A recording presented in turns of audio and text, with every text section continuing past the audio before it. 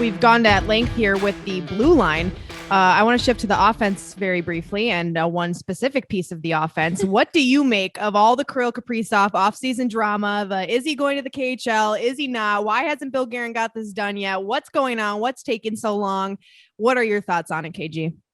Well, I think it's been frustrating for Bill Guerin. I listened to him with Russo at the State Fair last week, and he said it all the right ways and did it, very politically correct. But we all know Bill and what a competitor he is and how he wants to get things in position. He wants to win so badly.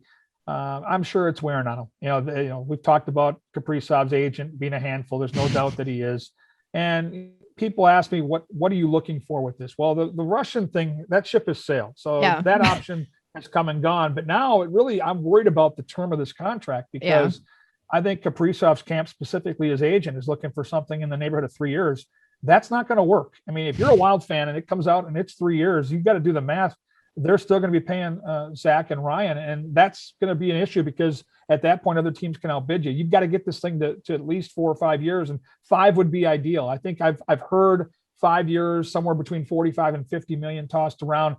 That not only makes sense, but it also makes me feel good that the Wild will have the opportunity. If this kid continues to grow and put up the numbers we saw this past season, then they have every right to retain his services and keep him here for the length of his career. And that's really all I want. I want this kid on this team for the length of his career. I don't want him to go somewhere in 3 years. I was going to say, you're saying you don't want to play against him in 3 years and have him score the game-winning goal in a playoff game against the Wild. He's going to Chicago. But don't you feel like, again, as a Minnesota sports fan, and I go all the way back to the Herschel Walker debacle that led to the Cowboys dynasty in the 90s. And then, we look recently at Big Papi, and now the Red Sox, they break their curse and they do their thing. And all the players that have left the Twins and the Wild, and they go on to do these great things. It'd be nice just to keep our guy here. And I think we're very fragile as a fan base because we are. We finally get this beautiful, shiny new toy. We've waited and heard about this toy for years. I was going to say, after waiting forever. Yeah. Oh my God, where's our toy? We want our toy back. Yeah. It's been tough. It is. I mean, and I've told Alexis, and we've mentioned on the podcast, I've had nightmares of like waking up and it's like he signed for a year or he signed for 2 years. And you're right. You don't want to walk him into free agency. And because I don't think that there's going to be a sophomore year slump, right? That's the other question. Like, is he going to be worth this money? I think you have seen that he's a tremendous player. The playoffs, a little bit quieter, but that's also probably because Vegas was looking to shut him down, right? They knew that was the guy that you had to stop. Do you see him being a part of Minnesota Wild training camp when they open? Do you think that they will come to terms by September 23rd? Well, it's got to be before that though, right? We got to get him over here. We got to get him cleared. So that the timing is a little iffy right now.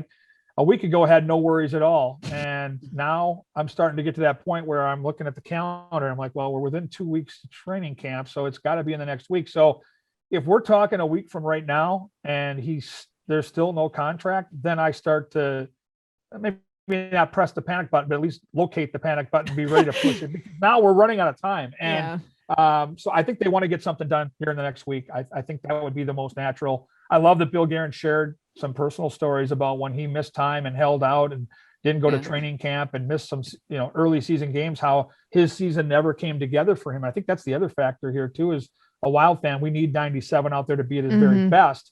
And if he misses training camp and doesn't start the regular season with some games under his belt in the preseason, that could put him behind the 8 ball. And I mean, this team's only going to go as far as he'll take him. He's become that guy already. I'm willing to say it. I believe in this kid.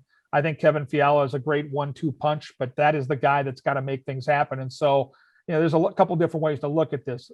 Number one, you got to get it done just for our sanity. Number two, you got to get done to give this kid the best chance to have a really good season and avoid that sophomore slump.